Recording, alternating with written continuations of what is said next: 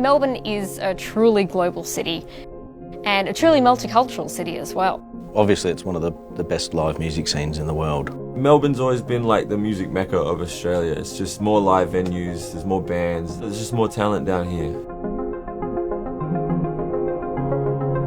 I've lived in lots of different music cities.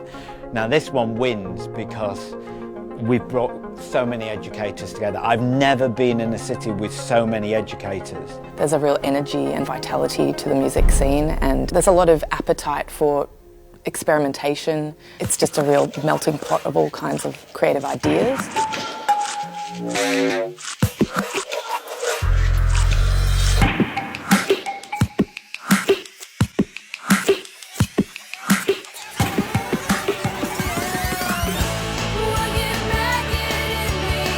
Well, Melbourne for us was the place to be, as young musicians, had performance opportunities, the record companies, the publishers. I was brought into Melbourne, and one of the reasons I was brought here was because of my 38 years working in the music industry at the highest level. And if you're a student, I think you want to be taught by people who are doing it for a living.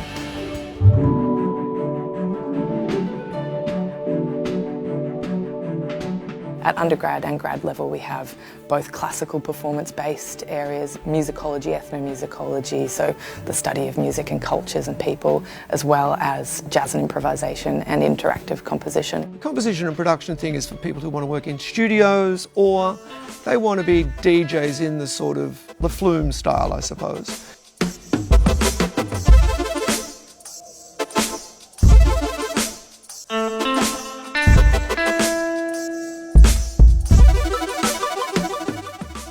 We cover a whole bunch of really important aspects of becoming a member of the music industry, including copyright, marketing, publishing, performance and events.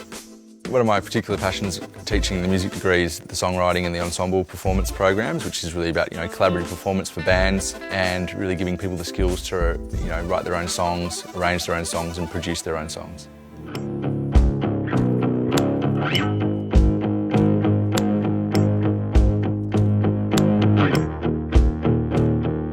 To gigs on Tuesdays and Wednesday nights, on school nights. I mean, that's crazy, it was great. So that was kind of my weekly routine, like go to school and then go out to a gig at night and go and check out what the scene was about.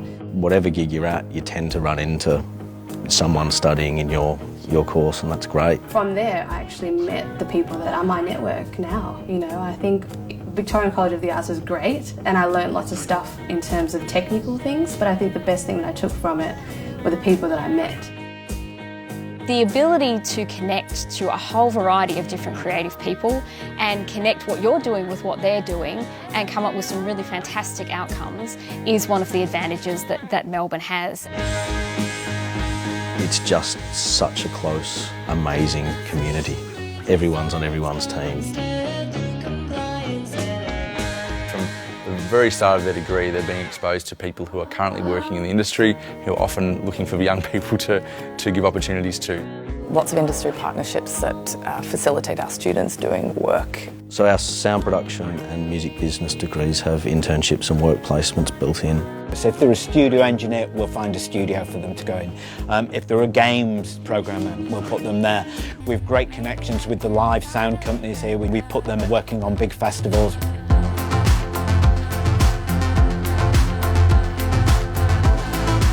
Most of our students who come from overseas or from interstate seem to find work quite quickly.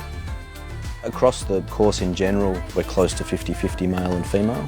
So I think in particular for female students, Melbourne is a place to be right now because there are opportunities here that are probably not quite so prevalent in a lot of other places at the moment.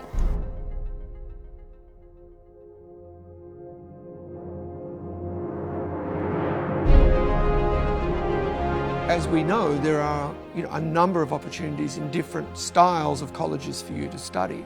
Some of them more heavily weighted towards business, some of them more heavily weighted towards music with an element of business, some of them more heavily weighted towards purely production and music skills.